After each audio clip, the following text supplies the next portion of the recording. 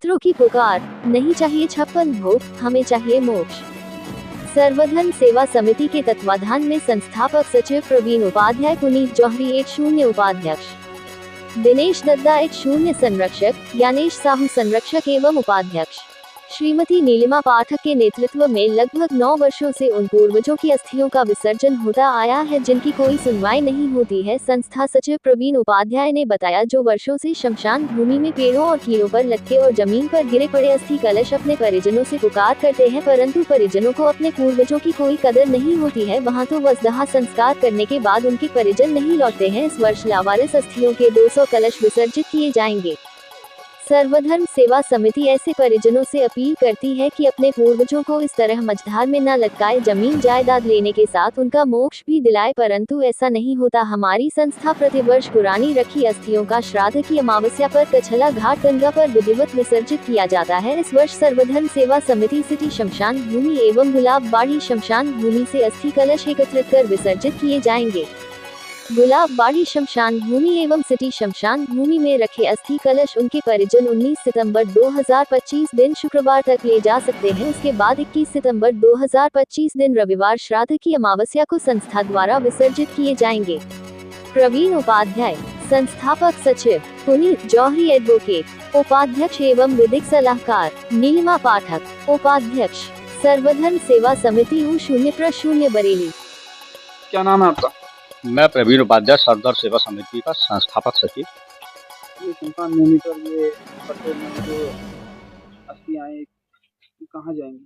ये कट्टों में ये लावारिस लोगों की अस्थियां हैं। कितनी मतलब ये लगभग 150 से लेकर 200 लोगों के अस्थि कलश हैं। एक कट्टे में 4 से 5 लोगों के कलश हैं। कुल 150 से लेकर 200। से क्या करते हैं? ये सर्वधर्म सेवा समिति की ये 9 वर्ष पूर्व एक मुहिम थी कि लावारिस लाशों के अंतिम संस्कार के साथ उनकी जो अस्थियों का विसर्जन है वो सर्वधर्म सेवा समिति के माध्यम से पूरे उत्तर प्रदेश में जितनी भी लावारिस जो है शवदाह होते हैं उनकी अस्थियों का विसर्जन सर्वधर्म सेवा समिति करवाए। इस वर्ष गुलाबबाड़ी शमशान भूमि एवं सिटी शमशान भूमि से पितृ अमावस्या 21 तारीख दिन रविवार को अस्थि कलश गंगा कचला घाट पर लेके जाया जाएगा। वहां पर विद्वानों द्वारा विधिवत उसको विसर्जित किया जाएगा। तदुपरांत वहां पर साधु संतों को भोजन कराया जाएगा, हवन इत्यादि। तो ये आपके मन में कैसे है ये पुकार अतिथि आपके पास क्या कैसे मनाया आपका ये वहाँ पे? देखिए ऐसा है, मैं लगभग 36 वर्ष से बाबा भोलेनाथ के पास आ रहा हूँ यहाँ, और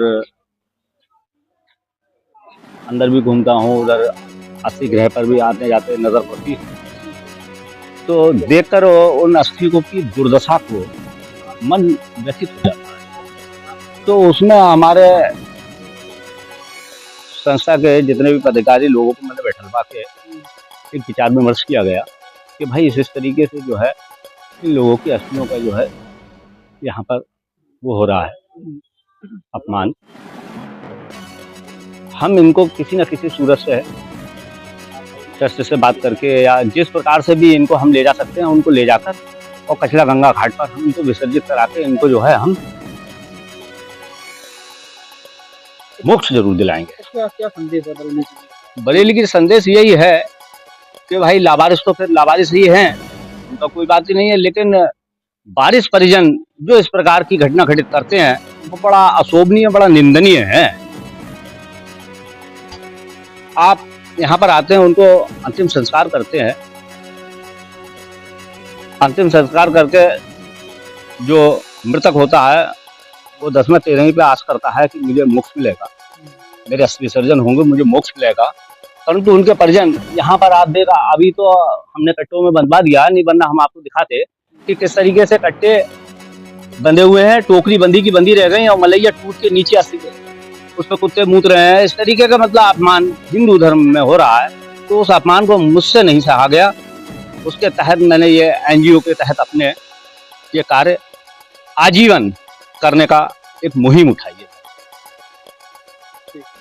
लगभग 9 वर्षों से हम ये कार्य करते चले आए हैं और आगे भी इस कार्य को हम बहुत ही सम्मान के साथ ये करते हैं।